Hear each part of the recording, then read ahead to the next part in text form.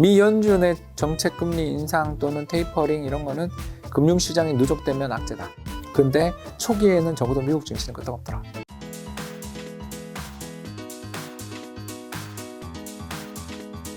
자, 연준이 어쨌든 이번 달 말부터 테이퍼링 이제 자산 매입 축소 이거 이제 들어가잖아요. 그렇죠. 사실 여기 들어가면 이제 많은 분들이 주가에 좀 출렁이 있을 수 있다 이런 생각을 많이 하셨는데 미국 주가는 그걸 아주 가볍게 무시하고 가상 계속 사상 최고치 찍고 있단 말이죠. 예, 아우. 네, 요거는 이제 내년까지 이제 테이퍼링 계속 할 텐데 요거의 흐름에 따라서 이제 한국 주식, 미국 주식에 이제 영향은 이미 시장이 다 노출된 거니까 딱히 없다고 보세요? 어떻게 좀 관련이 있을까요? 예, 계속 이럴 것 같은데 조금. 2018년 상반기장 같아요. 그때 장이 어땠죠? 예, 2018년 3월인가 2월에 역시 IPO가 네. 어마어마한 IPO가 있었죠. 네. 예, 여러분 혹시 기억나세요? 코스피 200 지수 변경 이슈가 있었습니다. 한번 검색해 보시면 좋고요. 네. 예, 그런 이벤트들이 있을 때가 이제 IPO 때랑 비슷한 분위기가 조성됩니다. 네.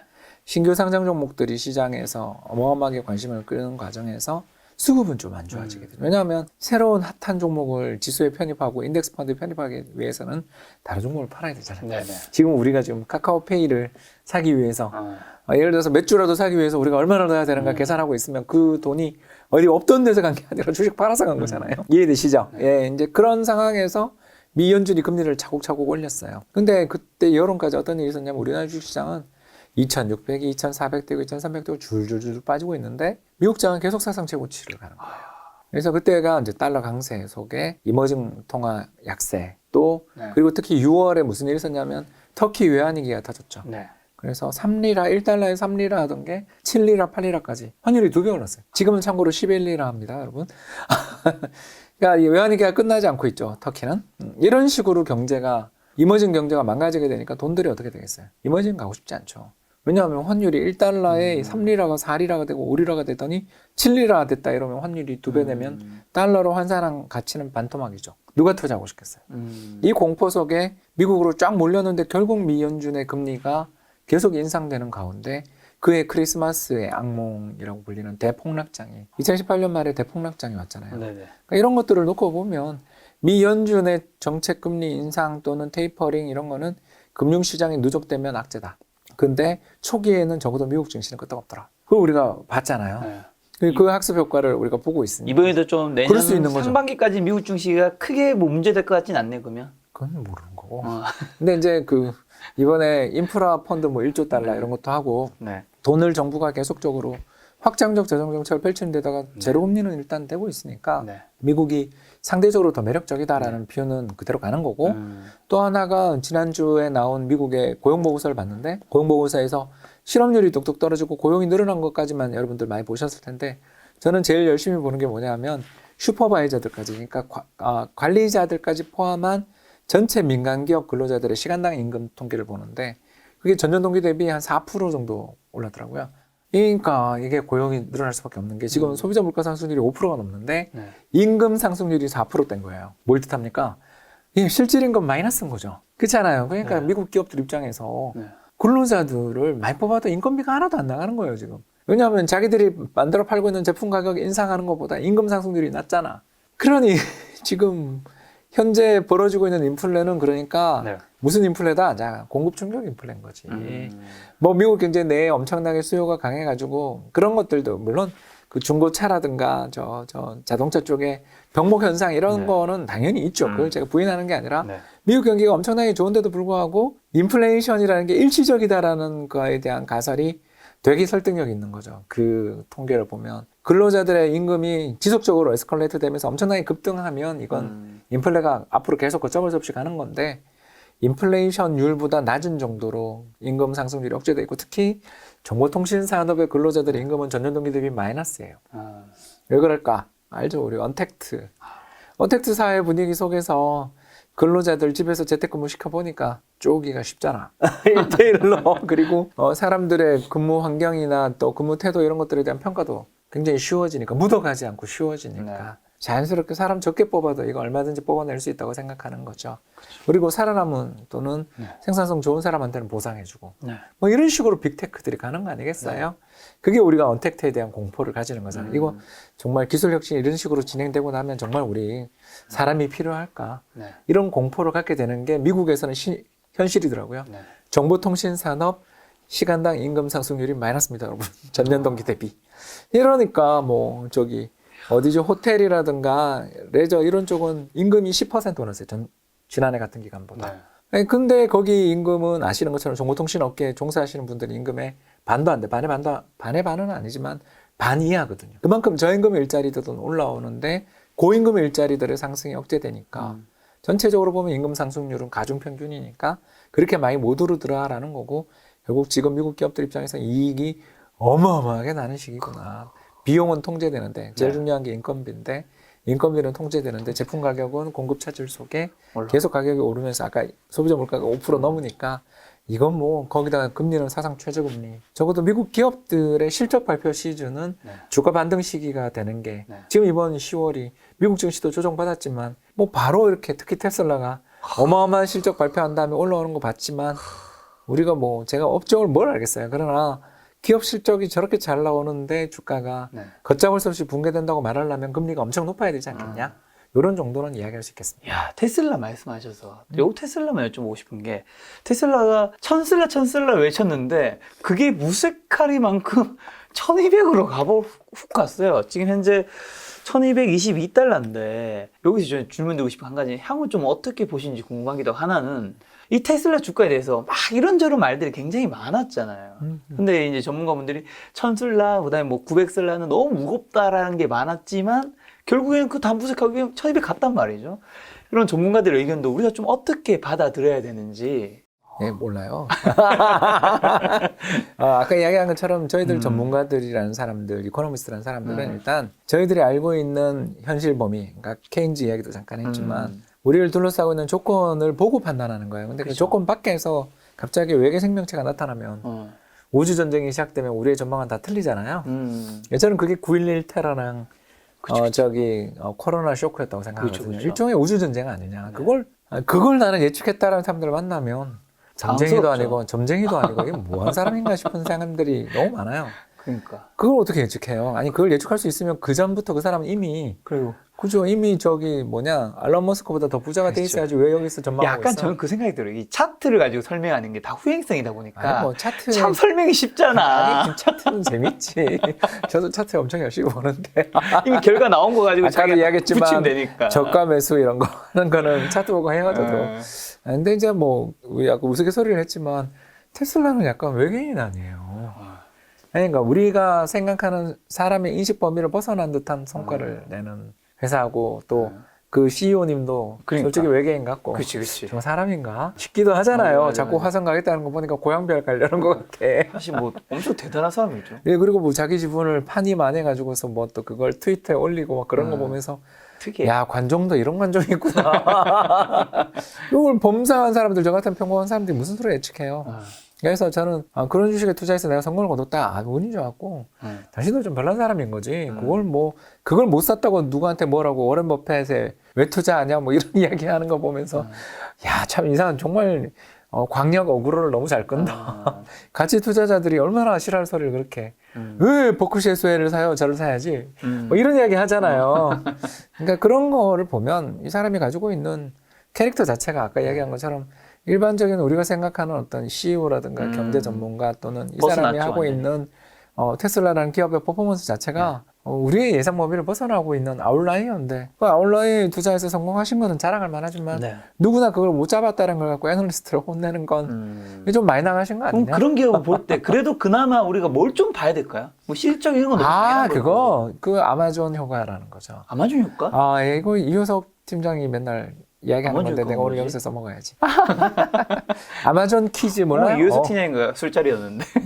아마존 퀴즈 모르시는군요. 제가 편하게 이야기하겠습니다. 아마존이라는 회사는 굉장히 나쁜 회사예요. 왜 나쁜 회사냐면 두 가지 면에서 너무너무 나쁜 회사인데요. 첫 번째 뭐냐면 워라밸 정말 없는 회사로 유명하고요. 없어요. 어마어마하게 유명합니다. 그리고 두 번째 뭐냐면 초기 투자 주주들 입장에서는 지옥 같은 회사였어요. 지금 이야기하는 거는 요새 주주들 말고요. 옛날 주주를 생각해 보세요. 거의 회사가 망할 바지 않나요? 그렇죠. 상패. MDD라고 하는데 직전 고점 대비 주가 하락률 93%간 적이 있었습니다. 그러니까 왜 이런 걸 하냐면 이 사람은 지금 은퇴하신 베이조스는 네.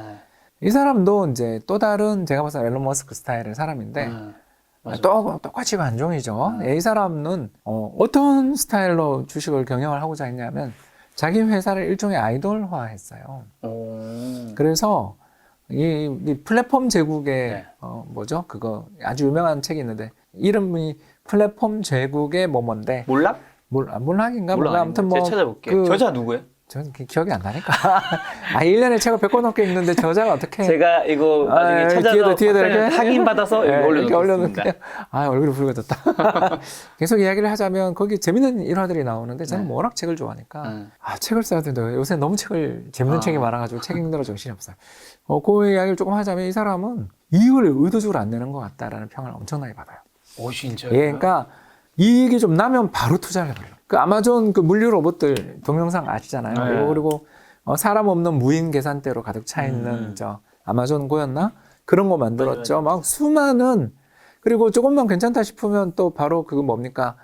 유기농 그 판매 회사 그 회사 M&A 해버렸잖아요.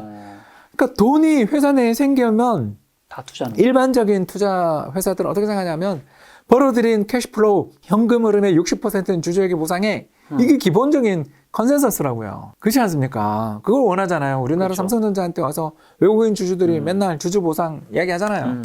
그게 뭐냐면 30%는 배당하고 30%는 자사주 사라. 이게 거의 암묵적인 룰이에요. 네. 글로벌 기업들은. 네. 근데 여러분 아마존이 배당하는 거 본 적 있어요? 없잖아. 이 회사는 어떻게 하냐면 그게 왜 필요한데 이렇게 묻는 거예요. 아니 왜 이게 굉장히 무서운 이야기예요. 왜냐하면 끝없이 증자하고 시비를 발행하더라도 전환사채죠. 네. 이걸 발행하더라도 그 물량을 받아줄 수 있는 아마존이라는 회사의 사랑에 빠진 주주들이 있다면 이익은 중요하지 않다는 거예요. 세상을 내가 지배해 줄 테니까 이 회사에 동참하세요. 그래서 끝없는 증자와 자본 희석이 이루어집니다. 다일루션이라고 저희가 부르는데요. 주가가 오르기만 하면 증자를 때립니다. 네. 그리고 테슬라도 그렇죠. 작년 올해 계속 증자 때렸잖아요. 주식 시장에서 지분이 어마어마하게 희석되고 있죠. 여러분들이 가지고 있는 주식이. 그래서 수정 주가 기준으로 해서 보면은 뭐 몇십만 불입니다, 지금. 근데 그걸 증자를 하도 많이 해서 $1,000인 거예요. 그러니까 이런 기업들의 스타일들은 전형적으로 보면 전통적인 재무학계, 저 같은 이코노미스트, 저 경영학 박사잖아요. 재무 박사입니다. 파이낸스 박사입니다. 근데 저 같은 사람 입장에서는 아마존이나 테슬라 같은 기업들은 아까 이야기한 것처럼 우주 전쟁에서 온 화성인 같은 존재예요. 전통적인 기업 분석에서 저희들은 어떤 기업의 가치를 분석할 때 어떻게 분석을 해요? 이 회사가 우리에게 주는 현금 흐름으로 회사의 가치를 분석하잖아요. 그렇지 않습니까? 배당이 얼마고 자사주를 얼마 내고 있으니까 그렇죠. 이 회사의 ROE가 얼마 나오면 성장성은 얼마 나온다. 이게 자동으로 나오거든요. 네. 이런 그로스가 나오면 이렇게 그로스는 이 회사의 이익 성장 그로스는 시장 대비 얼마나 높으니까 프리미엄을 얼마 받아야 돼. 뭐 이렇게 이야기를 할 거 아니에요. 근데 의도적으로 이익을 안 내는 회사를 만나게 되면 이 모든 분석은 소용이 없죠. 분석해 볼 수 있는 게 PSR밖에 없다니까요. 매출액 대비 이 회사의 시가총액 가지고 평가할 수밖에 없는데 그것도 근데 1배, 2배 수준도 아니고 20배, 10배를 넘어서는 기간이 엄청 길었잖아요. 전통적인 재무이론으로 설명이 안 되는데 이 회사가 근데 아마존을 보니까 성공해버렸잖아요. 그러니까 올마트 정도나 아직 그래도 잘하고 있지. 나머지 그 수많은 미국의 전통적인 수많은 오프라인 몰들 어떻게 됐어요? 여러분 아시잖아요. 서킷시티부터 시작해서 그 수많았던 많은 백화점들 다 어떻게 됐어요? 줄줄이 계속 망하는 것밖에 안 보이잖아요. 그리고 그 모든 자리는 아마존이 지배하잖아. 그쵸. 거기다 요새 클라우딩까지 그 어마어마한 주주들이 대준 돈 만들어낸 이익을 절대 배당 안 하고 데이터 센터, 물류센터에 다 집어넣어버려. 그리고 계속 가격 인하하고 인하 경쟁하고 물류센터 촉진시키고 그 넓은 땅덩이 내에서 아마존이 그래도 배송 속도가 엄청나게 빨라졌죠. 이 모든 걸 해낸 게 전부 주주들이 해자스러운 주주들이 증자 참가해주고 시비 참가해주고 회사채 사줬기 때문인데 이게 밸류에이션이 안 되잖아요. 그런데 테슬라도 똑같은 그 과정을 지금 그대로 가고 쿠팡도 그 길을 가고 있거든요. 쿠팡도 보시면 증자 올해 또 했어요, 여러분. 상장한 지 얼마 됐다고 이번이 2번째인가 3번째 증자예요. 이거 전통적으로 보면 굉장히 나쁜 회사거든요. 전통적인 시각에서.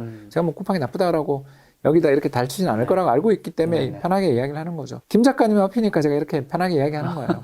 여러분, 전통적인 세계에서 볼 때 네. 쿠팡, 아마존, 아마존, 그리고 테슬라 같은 회사를 보면 저기 투자해준 주주들은 벤처 캐피탈 같다는 생각이 든다는 거죠. 벤처 캐피탈 기본이 투자 기간이 8년이잖아요. 8년 동안 적자 나는 거 내가 참아줄 테니까 대신 성장하는 모습을 보여줘라는 게 상장 주식에까지 지금 적용되는. 그래서 아마존 키즈라고. 물론 앨런 머스크는 베이조스 엄청 싫어하지만 네. 이런 걸 우리가 놓고 본다면 이 회사에 대해서 애널리스트들이 놓친 거를 그렇게 비아냥거릴 일인가? 저는 그렇게 생각 안 하는 거죠. 그걸 잡은 당신이 대단한 거지.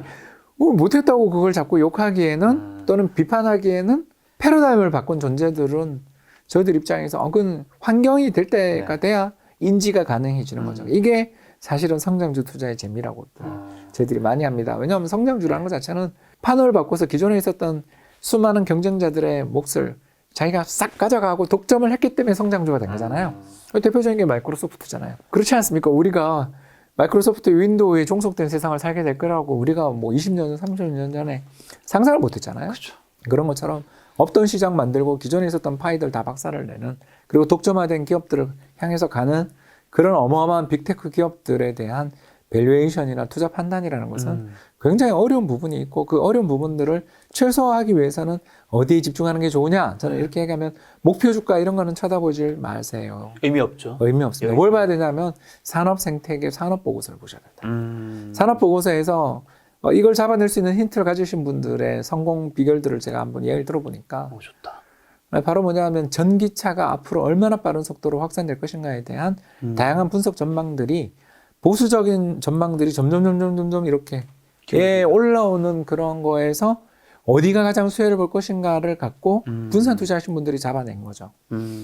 대표적인 게 중국의 BYD, BYD라고 하죠. 네네. BYD라든가 아니면 테슬라라든가 아니면 또 테슬라라든가 BYD 같은 회사들에게 들어가게 되는 어마어마한 2차 전지를 공급해주는 예를 들어서 파나소닉 그리고 CATL, LG 화학 같은 기업들 생태계 즉 2차 전지 생태계를 만들고 있는 기업들을 함께 투자하는 방식으로 그렇게 진입하셨던 분들이 승자가 되는 거지.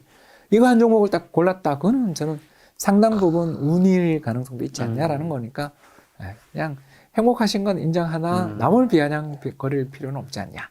이런 말씀을 드리고 싶었습니다. 알겠습니다. 여기서는 우리가 전통적인 시각에서 좀 벗어나서 그래도 조금이라도 예측할 수 있는 게 산업 생태계. 산업 생태계. 그리고 두 번째가 이제야 저희들 가시권, 저희들 공부를 열심히 하는 저도 이제야 이런 세계가 있구나라는 걸 알게 된 바로 아마존 키즈의 세상들을 우리가 한번 공부를 해보시면 좋을 것 같습니다.